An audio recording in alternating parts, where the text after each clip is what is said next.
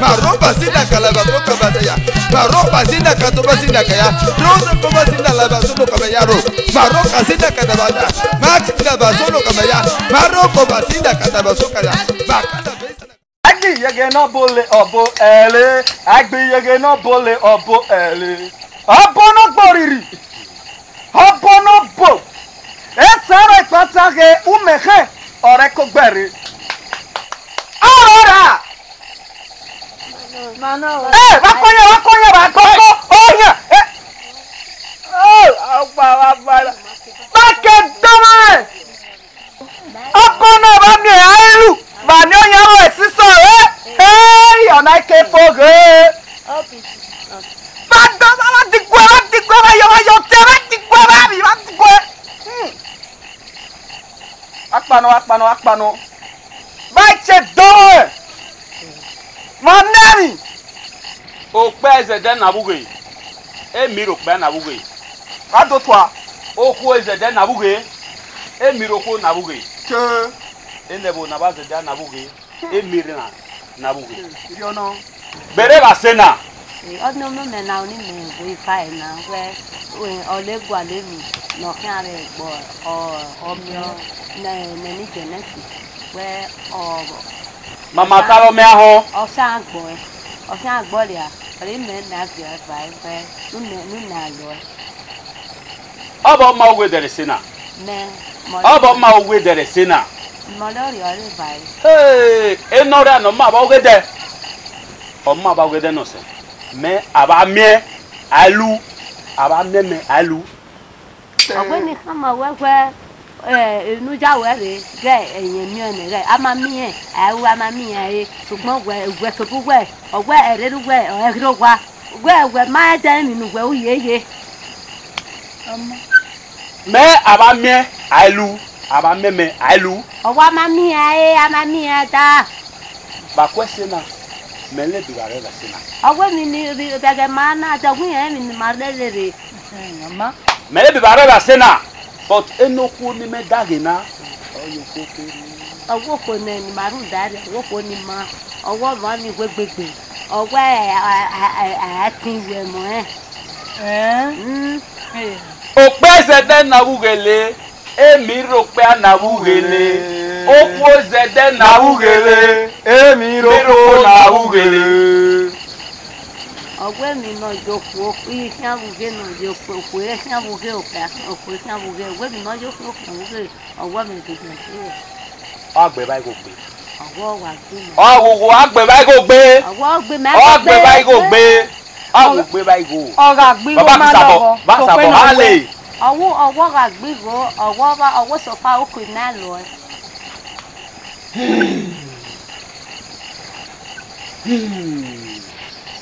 Obo no bo.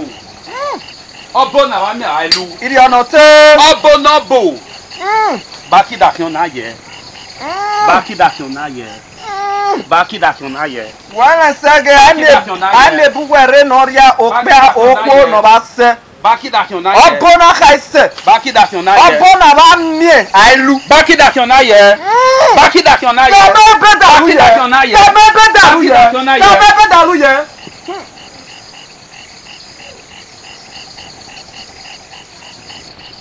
Hamila ne.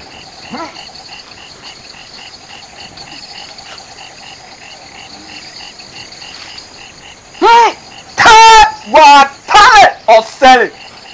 Ọ̀nùwẹ̀ yẹ ìyànà tẹ̀. Ọ̀tánùwẹ̀ tálẹ̀ ẹ̀ṣẹ̀ fi dọ̀nà. Agbiyege náà bọ̀lẹ̀ ọ̀bọ ẹ̀lẹ́. Agbiyege náà bọ̀lẹ̀ ọ̀bọ ẹ̀lẹ́. Agbiyege náà bọ̀lẹ̀ ọ̀bọ ẹ̀lẹ́. Agbiyege náà bọ̀lẹ̀ ọ̀bọ ẹ̀lẹ́.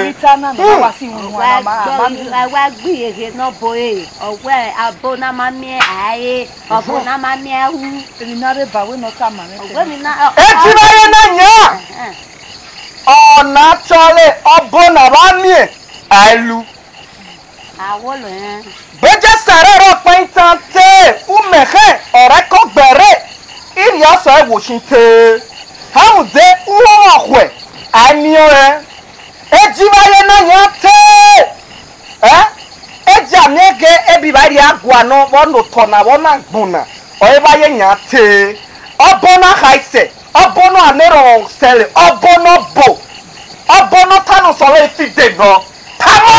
Ọgbẹ́ ọ̀bọ náà máa mi ẹ̀wù ọgbẹ́ fẹ́ nà jẹ́ ọgbẹ́ wúmẹ́hìn àríwẹ̀ ọgbẹ́ wùmọ́pọ̀ ẹ̀ ọgbẹ́ ọ̀ọ́dẹ òpẹ́ rí yìí ọgbẹ́ ẹ̀fẹ́ nà jẹ́ náà ọgbẹ́ ọgbẹ́ kẹ́ni ni màrí náà ọgbẹ́ mi kẹ́ni ni màrí rí nọ́ọ̀sì náà ọgbẹ́ ọ̀sìn mà bọ̀ ọgbẹ́ mi yàn án ẹ̀fà wẹ̀. Sàwọ́ ẹ̀sìn tó pín náà sẹ́kì yìí.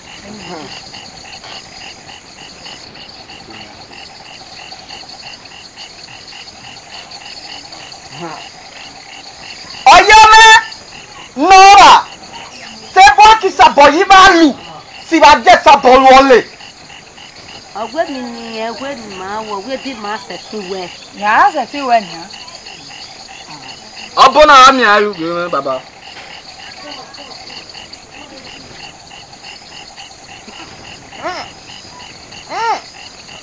Ejibaye na te ebi ba dia gun obona gbon ebe za aba e Osefo ọgbẹ́ mi ni màá rún dáìrè ọwọ́ wù ní. Oyi meta maba ebi wa darere Ami amoyi ọgbẹ́ mi ni màá rere àwọ̀ àmọ́ ẹ̀yìn. Eyi no wo me va ẹ̀yin nínú ọmọ òun ẹ̀fà. Amena no wo ne ẹ̀mí lànà ọmọ òun náà. Akokwa no me perunwe Akọ̀kọ́ àná náà sọ pé ẹ̀rù wẹ̀ ha. Wáyé nà mí ọ́ ni wọ́n ní. Wọ́n enokwu na ọgwụgbe. Enokwu na ọgwụgbe. Enokwu na ọgwụgbe. Ọ̀gá jẹ́bẹ̀rẹ̀ ọ̀dẹ́gígó àṣẹ̀tì wẹ̀ nírigo nẹnu ya àtẹ́nà. Akiri igò fa. Ewu àwọn ẹ̀tàlọ́ bọ̀rọ̀ náà sí sọ́ọ̀bù. Kọ́ńtẹ́nì ló sì fi oṣù bọ́gọ́ fún. So bàbá de ẹtí nọ kẹ́lẹ̀ ní ìbàdàn báyìí. Ọ̀wẹ́ ẹ̀kì náà dé máa dé. Bàbá dà bá dé. Máa dé. So ẹni ìgò bá lè re. Wé ni màá rí ẹni ìgò rè ni màá já yìí. Ni màá rí ẹjọ́ tọ̀. Èmi kéré níhìn. Agbiyege no bole obo ele Agbiyege no bole obo ele Agbiyege no bole obo ele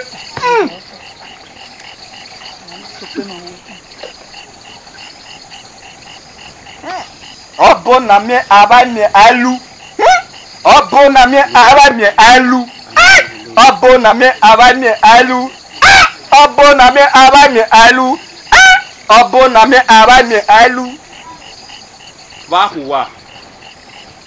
Ẹdẹ mẹ́wẹ́ bá bá yẹ. Bá bá yẹ. Wé ni màá rí wà bẹ́ẹ̀ ni ẹ wé ni màá dé máa dé. Ọmọ wẹ́sì. Ọmọ wẹ́sì bàbá. Ọbọ àwa mi àìlú. Obo na mi abanye alu Ọbọ òrìrì. Obo na mi abanye alu Agbiyege no bole obo ele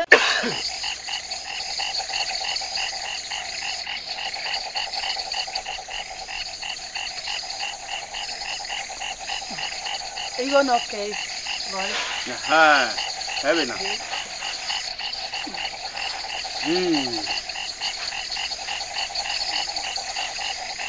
Enokwu na wa wẹ́ mẹ́gbẹ́ àná. Òdẹ mẹ́wọ̀ gbọ́ yà fún.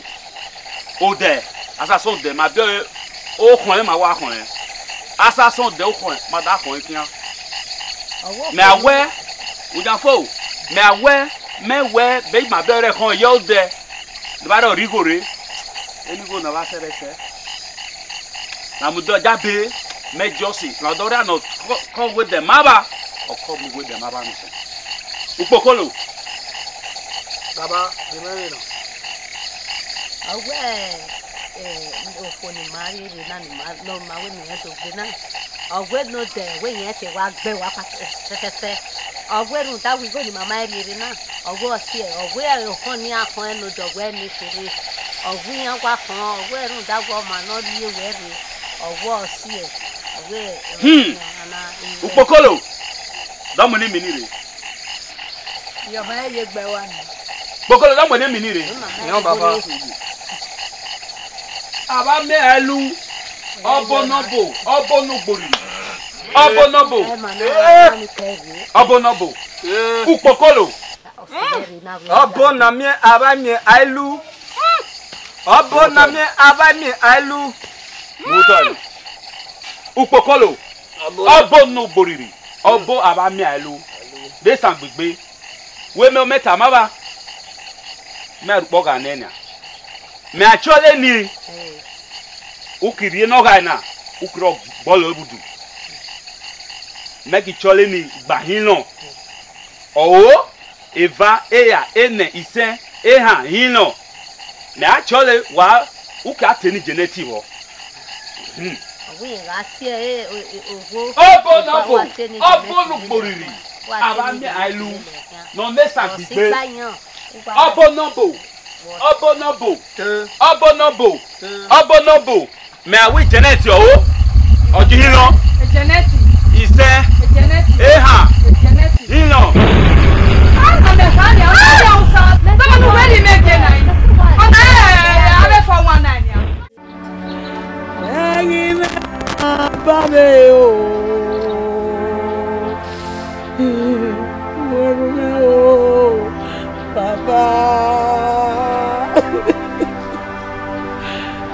Abu Yabito. Okuta tana kwa. C'est papa. Où est-ce le dagone? Baba. Là. Iyeje. Ijeri ro menu e. Ijeri ekpon menu e. Rudabo. Owo gwe mu message o seri ogwe iye ewu wo ji me. Emefa ni bi eyagbon. Mo je ni. Aremi wa je ni omo lori le. Oya gere ni yese. Ibe ke lolo ye ra gbon wu ne ma baba. Wonya ti. Wonya de. Wonya ri afe na njanya gbon. Wonya ri. Wonya me no se. Emi afe. We no sa wonya. Ami mi seti. Baba nu la ho. Eyin mi ajeje. Ogba efa no ile. Ki ajewe no kaje no ma. Je ya ki opa no ka we no kaje no ma baba ne baba. Ede. Ya mo hi gbere. Ugeni. Ko sa dige. Ki se e bu. Baba nu la wo. Jesu no ya de la. Aye mi omo no bi me keke no ri aye ya yugo webu eme. Ora gbon o. Ora yin mi o. Ayugo webu eme baba. Ibi mi me no be gu eme ni vi okin baba. Baba nu la ho. La baba. So yugo webu yan me. Egi abu lo yo wo bo. Gi unwe money su me. Gi unwe money ya sweri yan no gba ifa. Na mi egwe ebi ya to le gbe deji be. Ubege baba. Iyo saro obi omo. Baba nu la. Ime ke no bi je ni baba.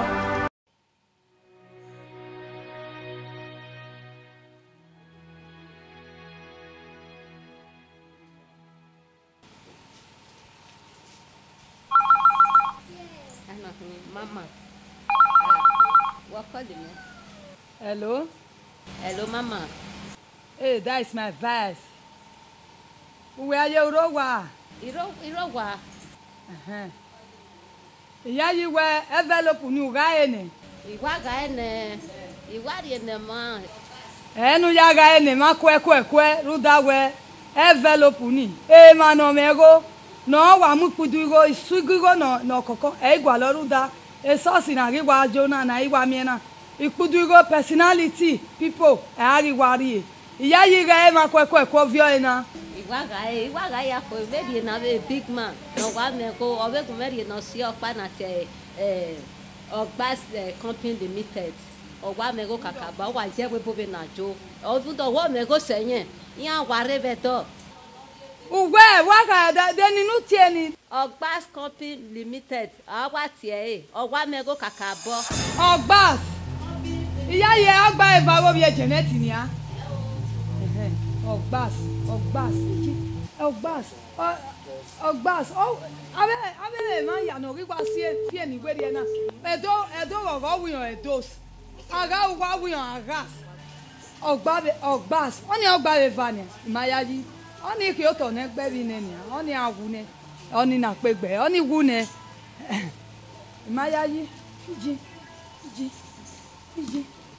Yayi we ogba le va, oni yan se ti sunu. Apa ni gu me ne ni a. Ogbas river. You have to egbe ti e.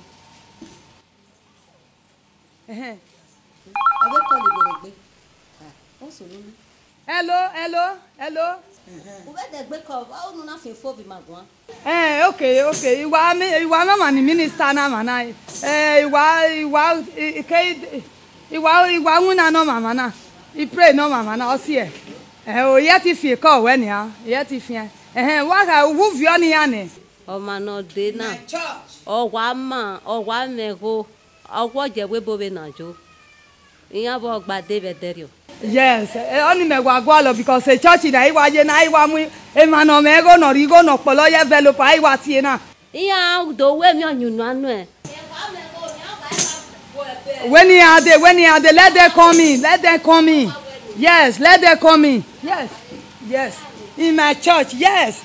When you are there.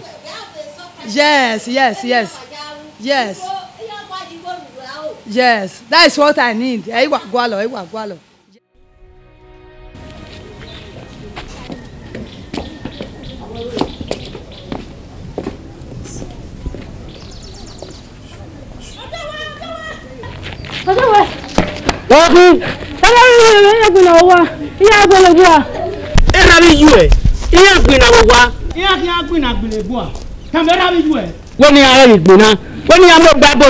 Church. And then able to Sabbath day. Able will keep Sabbath day holy.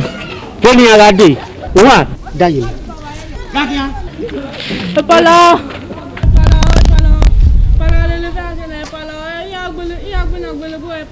Camera visual.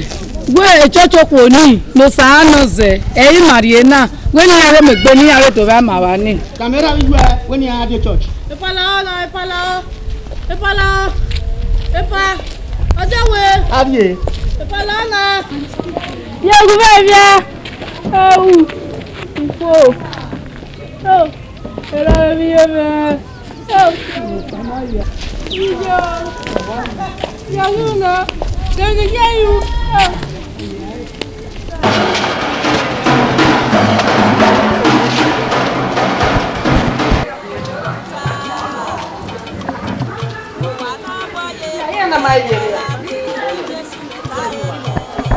Time is going now.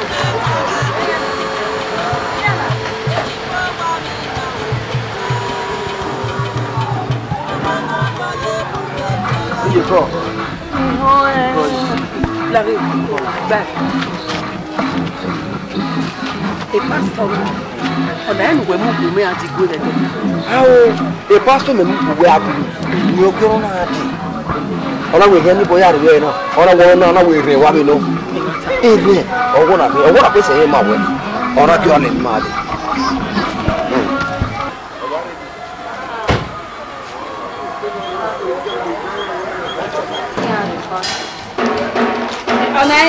Enya bela. Abokna.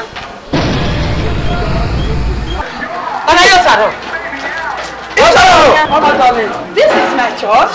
How do you know?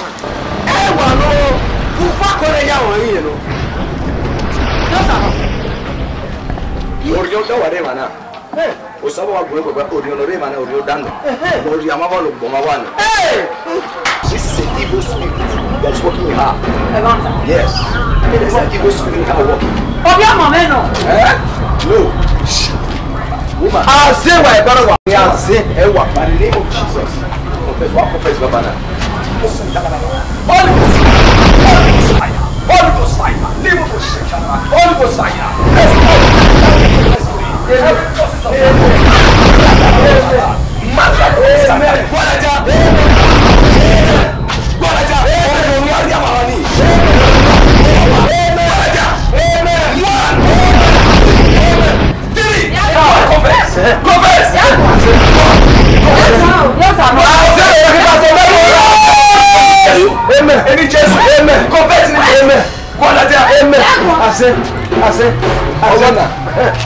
This one is very bad. We are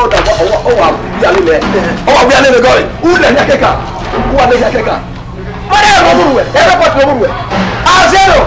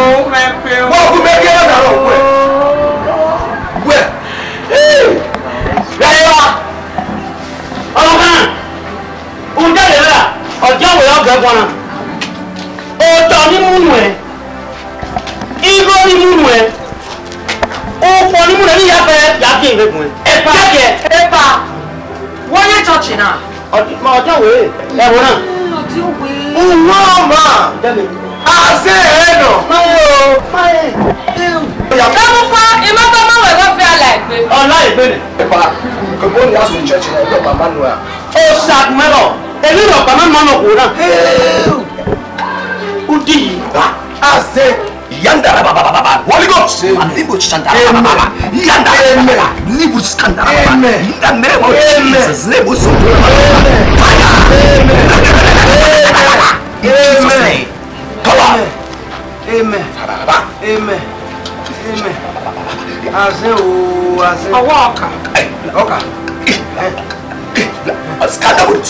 Holy Ghost, confess your word. Open your mouth and talk out. Talk out. Speak out. Speak out. Ọba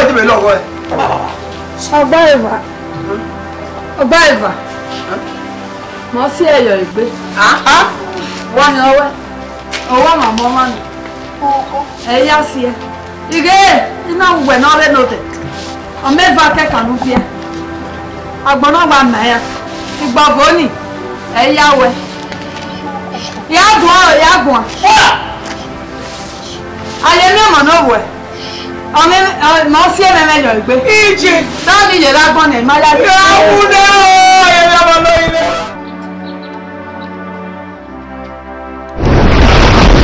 Hello. Baba. Odo aweje he. Bo sawese domo. Ko.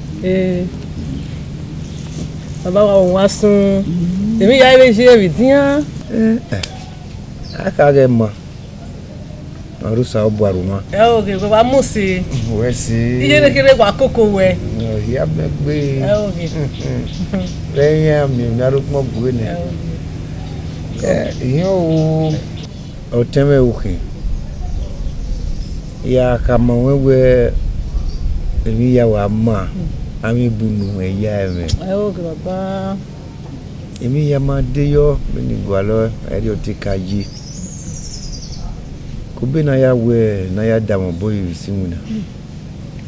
Na wa me muna ri oto. Be oku na. A mi mi yeru mo gune.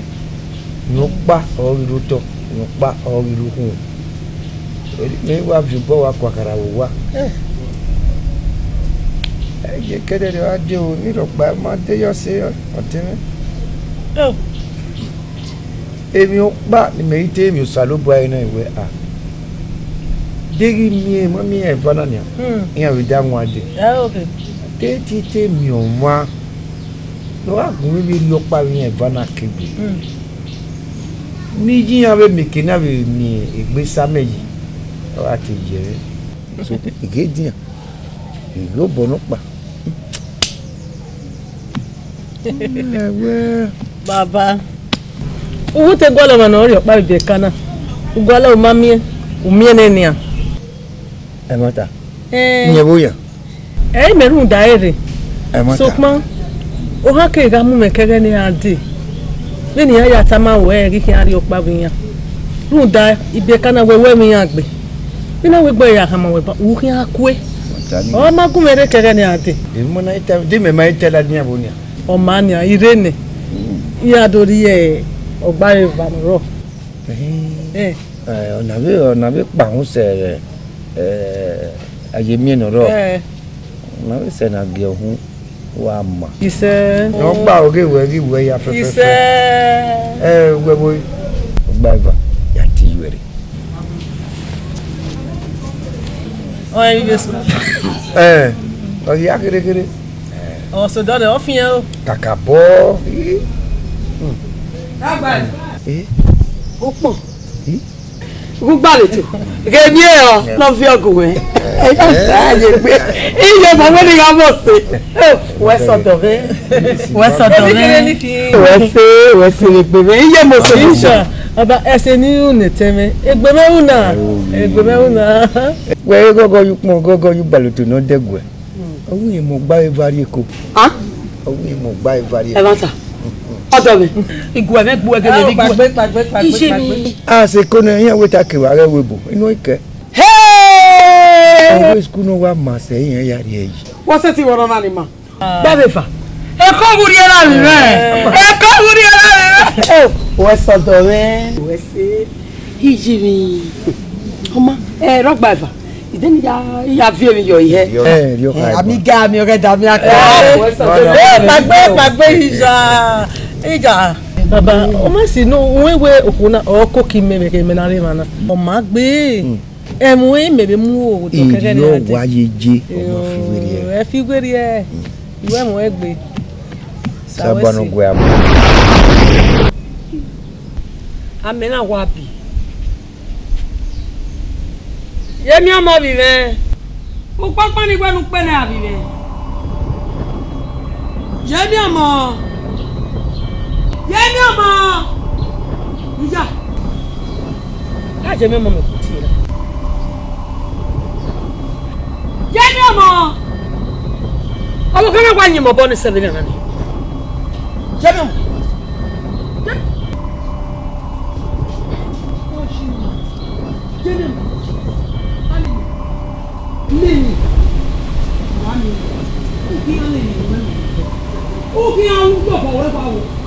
Okay, I worry.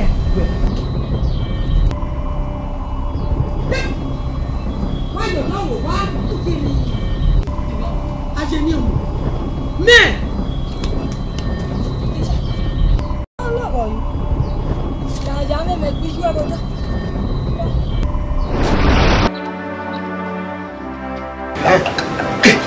Scandal, scandal. Holy Ghost. Oramo, omawu. Don't let me now. Ọmọ ẹni ló mú mi náà mi ẹ̀ akọ̀lú náà mi ọ̀ akọ̀lú náà mi náà mi ọ̀ ìdùnnú ajé mi náà ní ọwọ́ àrùn ẹ̀. Mi ò náà rẹ̀ yé ẹ̀ gbẹ́wẹ́ pọ̀. Ọwọ́ dà sọ náà. Kọ́mí yẹn lọ o. Ẹ̀gbọ́n náà mi táwọn bí gbẹ. Ọ̀gbẹ́ni kan pa lọ́wọ́ ẹ̀. Jẹ́ kí gbẹ òwe gbẹ òwe yóò wọn. Ìmọ̀ ẹ̀mí àwẹ̀ dẹ̀. Obi yi mi wẹ̀ àmọ́ bá rọ ọ̀nà ya obi yi mi. Lèlè mú obi yi mi. Ẹnu bá rọ̀ kí àwọn obi yi mi o. O gbọ́ bọ̀ náà. Ẹsẹ̀ bí kìtọ̀ gbọ́ mi. Ọ̀tẹ̀ mọ̀ kì í. Àdé ọ̀gbọ́ ẹ̀ náà gbọ́ ọgbọ́n máa sọ ẹ̀wọ̀ ni. Wọ́n kọ́ ni mú náà obi yi mi. Wẹ̀mí ni bu ẹ̀fọ́ dẹ̀. Nù akún wẹ̀ gbọ́ ni mú náà. Wẹ̀mí ni bu ẹ̀fọ́. Ọ̀bẹ yẹ mọ̀ kì í. Ẹ bá wẹ̀. Ọ̀tẹ̀ ẹ̀ wọ̀ yọ̀. Obi yi mọ̀ kì í. Tobi gbọ́dọ̀. Amẹ́rù mọ̀ ya obi jẹ́ o. Ìyáwó pásítọ̀ ìyáwó. Àwọn èèyàn àwọn ìyá lè. Thank you. Ọ̀dà mọ̀ ó yẹ ìkàmú ọwọ́ wẹ̀ dundun mú yẹn fa. Àwọn ẹ̀ máa náà understand. But màá mi ọ ọ̀dà mọ̀ màá mi ọ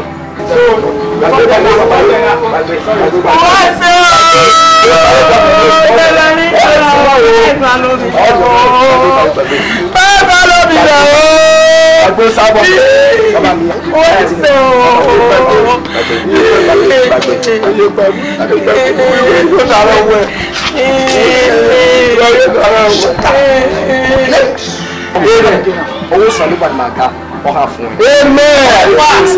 Amen. God bless you. Let's go back here. Bábọ̀. Ina mufwa imata mawe ekigo igo oto umoya ne ofe mele egbe ne Ọ̀fẹ́ la egbe. Ọ̀fẹ́ no lawo egbe. Udi yi.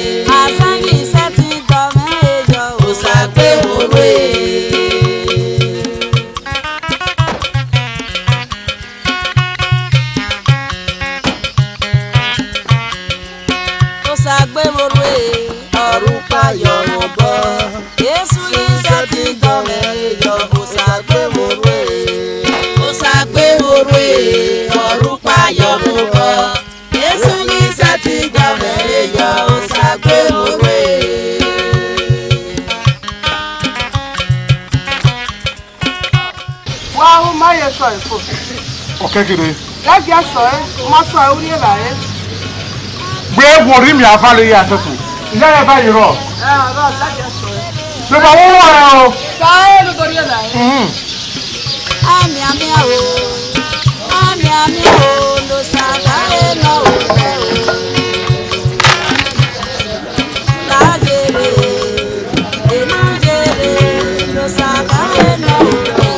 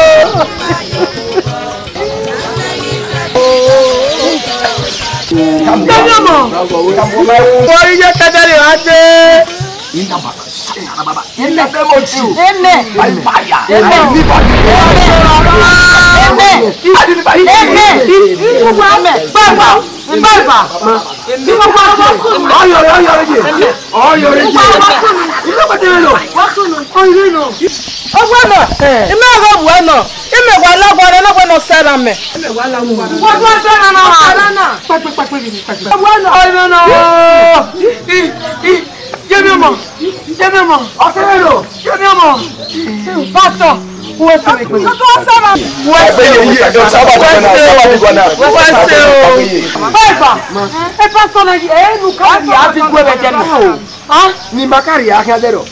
Ni ogyo le ma de. Ara wo ni ani boya re we na. Agba ni mi jaji le ni ana. No. Oni jaji no won fi wese. Je mi mo. Wese. Wese. Ile yo wa. Ile yo wa o. Iba nge igo. Ile yo wa o. Ọmọ ni go me. O tin na. Eyi bo ki bo lo. Ona igbe wa la mo. Ona igbe ta ni kan wa lo. Igo. Ayo bo fa na ya pe na. Me ma bo da wa la. Wa ko. Ìjà wo gbé yàrá.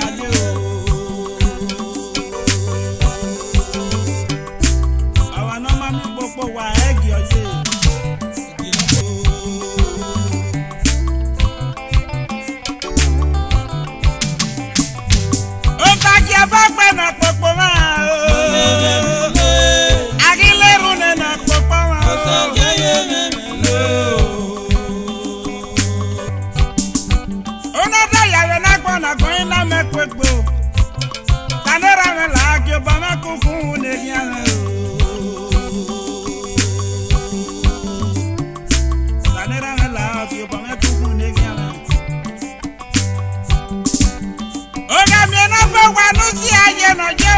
Na ya pope no peso ma agwe no sagbono ga mama o.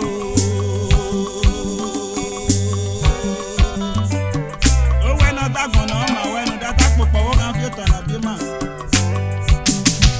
O ga mi no di mata no si aye no yo. Na ya pope no peso ma agwe no sagbono ga mama o. Agwe na mama o. Agwe na mama o. Agboma yo sa na kaso. Eke na gboke mama na gbogidege. O fa ke mi ru na popo ma o. Agileru ne na popo ma o. O sa ke ye ne me lo. Na popo mi agaro mo berako. O ye ne me lo. Imaza daleru na o la. O sa ke ye ne me lo. Na popo mi agaro mo bijeko. O ye ne me lo. Agileru ne na popo ma o. O sa ke ye ne me lo.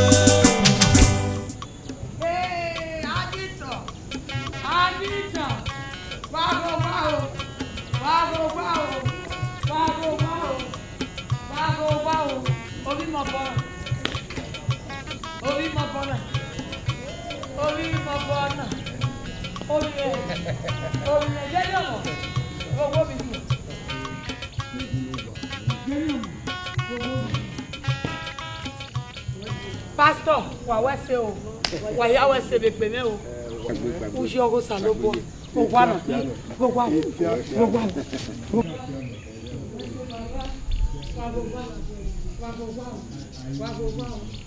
Pastor, wese be pe me.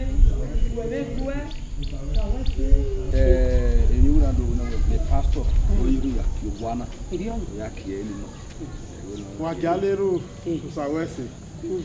Eni Jesu Christi lo le.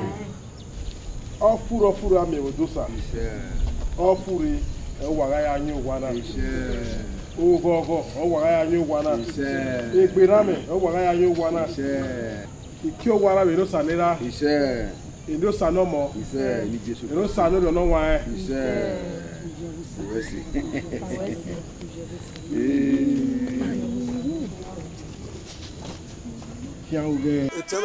Etemeni honi ga itu wa ya be ni Jesu. We meno obiwa ne ogomadio saloboa Joseph Inovio Sage. Ina mwe emio nye no ma emugiwa runde ekeseti na ori mana ni auna we agmoya no riri ge we ni ameke na mi miefa obegian kemi negi agi u be dagnoma o saloboa nya tin to ga etin ya bo saloboa yi o saloboa agbina nu egi ati mu we ye e court ati mu we ye gbalegbe but o saloboa ni ona we tutie owo atuye we afun eniwe we atiye kemi nu ilagbera kemi nu gbina wa gbon no ilogewe wa ti no saloboa hu ami miefa e keseti na ni mamu bu wa de na agbon as agbon ti when we make na emi no saka ebe we you know why we no yiye yi we ye kwe mu e ologo mani nu we ye ni o saloboa re no do mi we fun la wo ma na e de keseti na u ya do una be do la ogese and they pray runa ni ma nana so anu make na lele runa nu make na mi mefa ye nu wa ya lele eri okin aye nu wa eri be ni Jesus Christ in Jesus name we pray.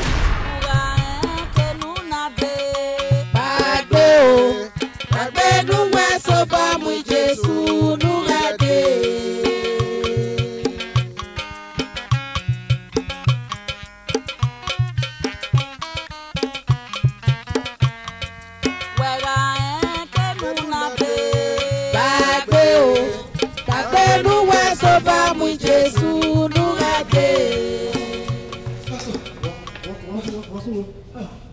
Pastor.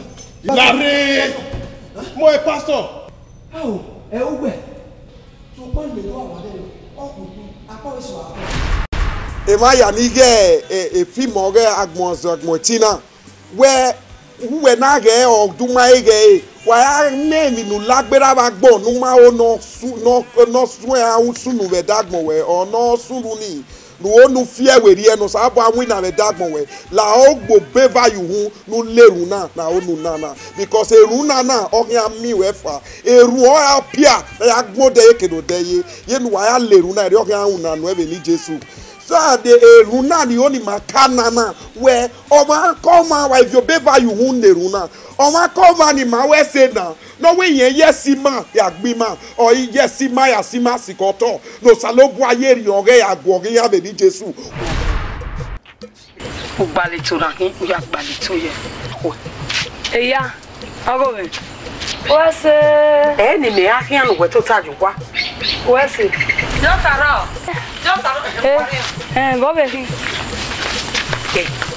o bu e o gba be fa o we ni ri ho na no o we no kan go bu e o saro no rega ni ko re na na igo o we se go bi yamo tu leru ni eri ohia wina no e ni Jesu ni ma de gbe nana we u de gbe vi obeva you we ka he ne ye lo ya gu mama we ke na he ni ke aye be dagbe ma o ke ya mu eyi ni rogo salopo ya gori ya wa be ni Jesu usu aleru ni na akenoge ani mue nu gwogo wa me na ruwe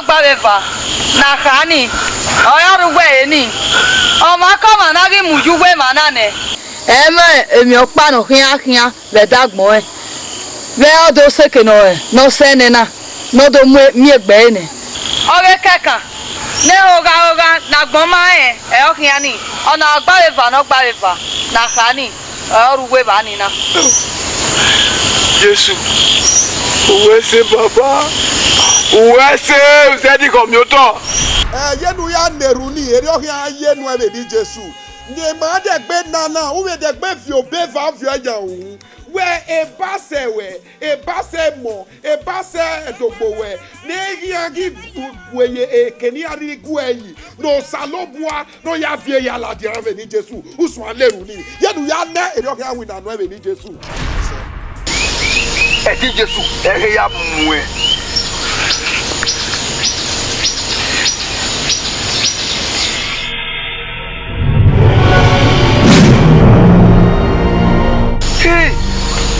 Jesu on ne passe me yo saro no ne passe no wa e passe no ro na no we mu hia kege ni ade ore bi e ba keka ni ona e passe we e mana e oje kege ni ade Jesu tele no ga yenu ya leru ni ere o ga wina no e be ni Jesu ni ma de gbe nana o salobua keva no leru na e mama gbiyan obu ya de ni Jesu na eru na ni ma he nana keke no aye ni u yo beva u vie wo du do salobua u we salobua no yime e fene ne dia fidare e u gbe ne dia fidare dagbo be keke no ri aye no salobua de gbe vie ya keri ani de ni Jesu ke ya ri aye ni agwo wa be ni Jesu usu aleru ni yenu neru ni eri awe ke ya ri aye emi dani awon dawe osunu dan ya be ni Jesu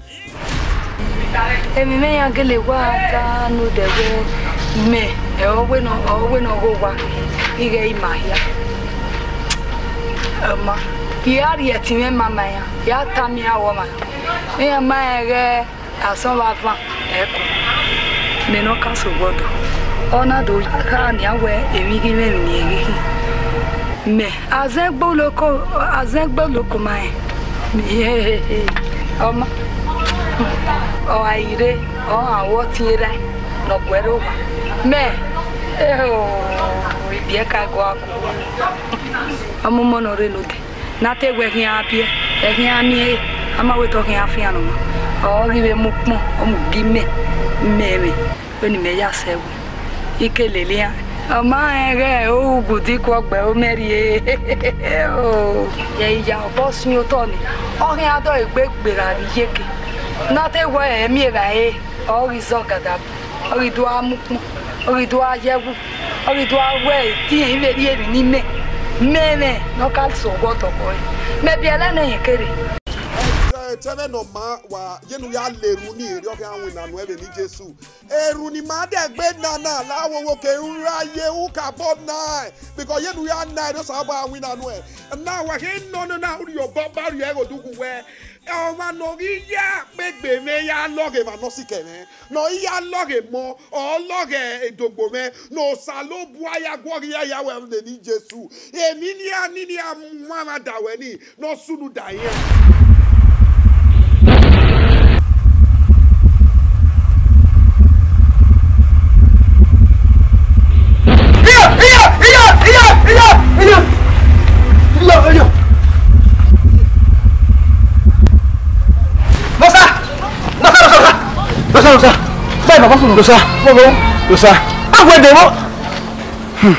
Nosa, ijebe. Wami na wami. Iye. Wosunu na agwede mete wo ku yo saro pa. Me wa kon kan. Yo saro. O ti ra me.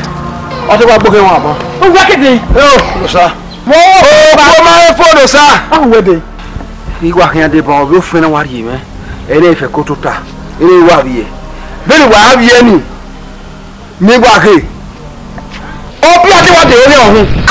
Ene be Jesus. Ije, anayi. Ije me ohun wede. Ijuwe. Agbegbe we no we ye lu e dawe. La keke nu ari aye o to bo we mu. O so aleru na we. O ma no ya gbegbe me ya loge mo. No ya gbegbe me ya loge ma no si ko me. O salobua guka me nla yan gbe. Be ni Jesu Kristi. Etebe no ga. Yenu ya neru ni eri o ke anwin na no e be ni Jesu. Eruna ni ma de gbe nana we. Oma koma no ye electricity no way no tell no bue almighty bue but that is west ikoto no asie emi do alogo no e wa ya go ale ri umi o uje wina umi emi no wina ni Ogbaweva ejenet lórí osabo dabanania we mu we logo bo ya fe uma onugu venu na mienia ikin asi oseka yu egbe oseka na ezela we gbo to bo we ri ko ugu Bunuari e. Leni kitai.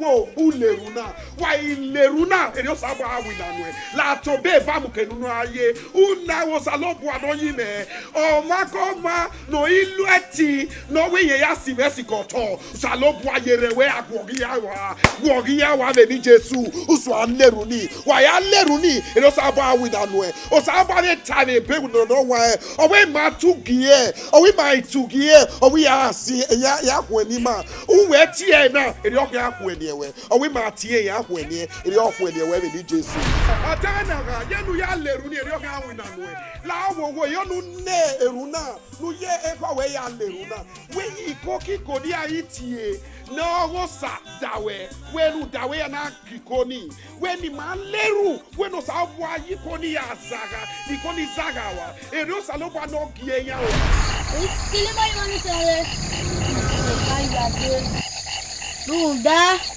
Kadere ade mi ya mu mefwa yon zere gbeme yon zeri da iṣẹ́ ti gbeye se ya mu jaye yeke eno buwa se ti fiona gbe Bunwani obo ka we super ogwegwe a nana mi ewe mo iju e wa ya pe Runda orí Jésù náà.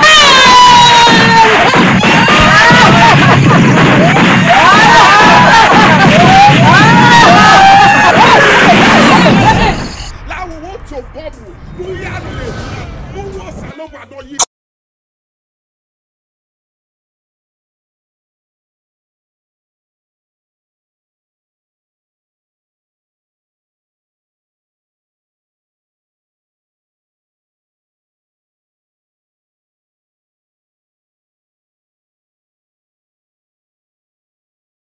Eteveniga obeva o.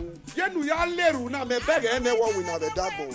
O salobo ayari ye ye wela diave egbo negi awe mu we yi wala diave ni Jesu. Koma eteveniga la wo leru na because yenu ya na ri o wina no e. Wo ma no koma no rie emu nu me. No we ye ya woge mo no ya loge mo logo ado loge egbodi ye o loge mame emu nu we ni ari eni emu wo ya gwogi ya amena wapi yemi omo bi me o papa ni gbenu pe na abi me yemi omo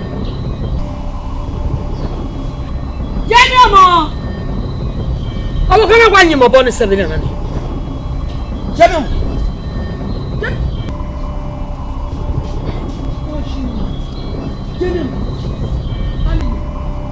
Lini, wani, ukiya lini, ukiya ugbọ̀fọ̀ wẹ́ pa wọ, ukiya wọ̀rí ẹ̀. Etebe n'ọ̀gá yẹnu ya lèrú ní èrè ọ̀gá àwọn ìnànú ẹ̀bẹ̀ ní Jésù. Èyí àwọ̀ ẹ̀yà ọlọ́wọ́ máa kí a sùn ìyá rẹ̀ ní Jésù. Láwọn owó èrú náà ni màgé nana iyọ̀ ọmọkìá, èrò ọmọkìá, ọmọkìá láwọn owó ukàbọ̀ nà. Àwa mẹ́wàá ìṣòwò àgbọ̀nà, ìyá àwa ara àgbọ̀nà. Èmi àyà gbọ́ ọlọ́gọ̀ọ̀bà, àyà lówó ọlọ́gọ̀ọ̀bà gbéra àyìyá rẹ̀. Àyà gbọ́ ọlọ́mà náà wí náà àyìyá rẹ̀. Àṣẹra o, àyẹ̀ rẹ̀ wo ṣàṣẹ̀rẹ̀ bá. Àgbàlẹ̀ náà yúgbọ́ àyè ṣàṣẹ̀rẹ̀. Àgbàlẹ̀ náà yẹ kí a ṣẹ̀ rẹ̀. Bẹ́ẹ̀ ìṣẹ̀gẹ̀ náà rí vai o isege no ya mi no ma wa gbo o isege na ya ri emi no mane ayi yere ayi mi o runda egia o fie weri ewe o use o meni ki ase wa o ma ye so ifo o kekere la gi aso ma so e uri e ba e gbe wori mi afale ya tetu ija ye ba yiro ro la gi aso se ba wo wa o sa e lo gori e ba e Ami o lo sagare no o. Etiketi no nu su se magbona no wu se o wu e magbona no salobu agbo etini wa usu aleru yo beva you so aleru ni we ti ogenia no iwe ni ebu we you say no sawa no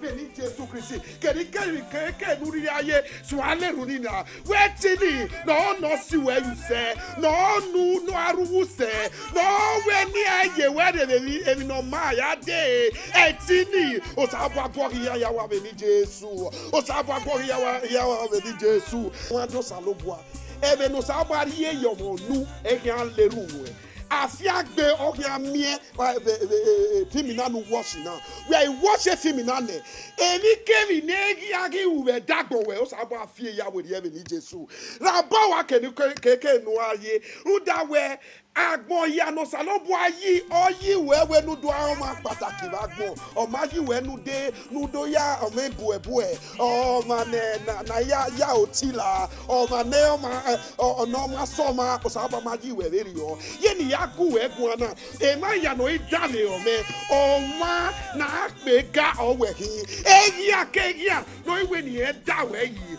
no iwe ye de mama gbon we yi ye ni ya leru nu e na Giani eri ya gwo emi ni ama da we ni o de kan ya wu eni Jesu ye ni ya leru nu na ina nenu na eru from the Bible where eru you know why from the book of Isaiah Isaiah that do tell me man Isaiah o we ogbone Uzziah wu o we de oyemi osalobua ugbona yelu ya ge drama na ugbona koma no logo we no loge mo no loge bonukere no loge dagbon we o sa bo agwogi aya uwu ya mi o ma no we ni egbu omo o we ni egbu edagbon egi ani eti dani no lu ya ni o sa lo bo agwogi aya wa me ni Jesu yenu ya fi for la your border television da kenu na ga na ye no yas your border eni eri eti osano bo aya stake awe kenu ye ni eti no gwo ga eti egia eti ni no seti eti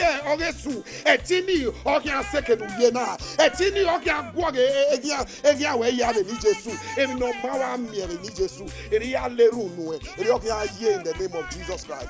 Meno Pastor Joseph Osage no Osage from Evergreen Mission weti Walima weti be wire gima 080 338 20083. God bless you.